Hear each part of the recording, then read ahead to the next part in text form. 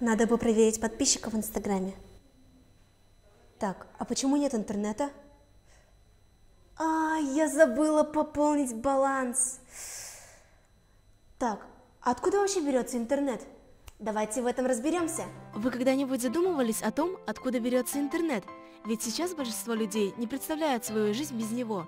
И если кратко из истории, интернет впервые в мире появился 1 января 1983 года, а в Якутии в 1994 году. Для того, чтобы узнать побольше, я пришла в Ростелеком, где я познакомилась с тем, кто в этом разбирается, а именно с Дмитрием Георгиевичем Андреевым, начальником службы управления сетями, сервисами и информационными системами.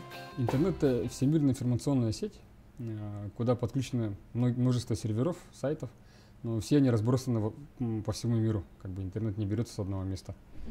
И на все эти сервера сайты доступ обеспечиваем такие компании, как Ростелеком, провайдеры. Сейчас развивается очень сильно оптоволокно, и в некоторых населенных пунктах радиорелейная связь, а в отдаленных уже спутниковая. А можно ли увидеть сердце интернета, откуда поступает сигнал? Да, конечно, пройдемте в серверную.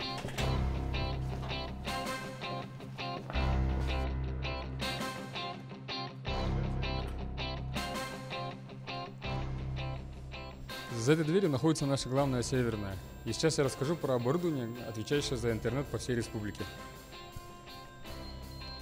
Ну что ж, ребята, момент настал.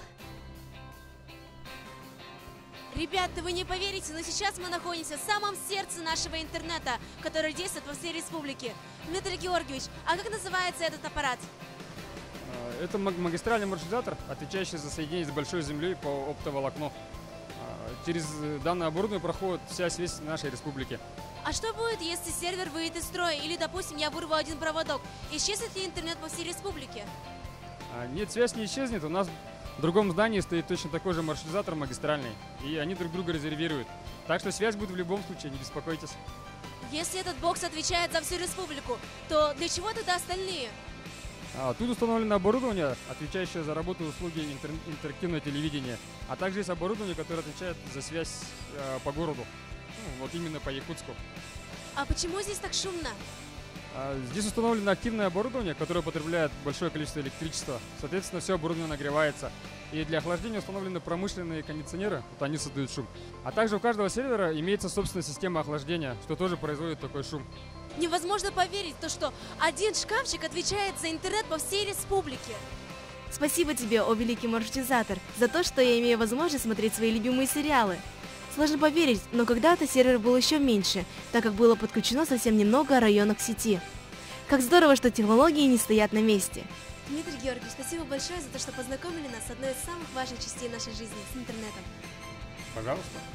Ну а на этом у меня все. Всем пока!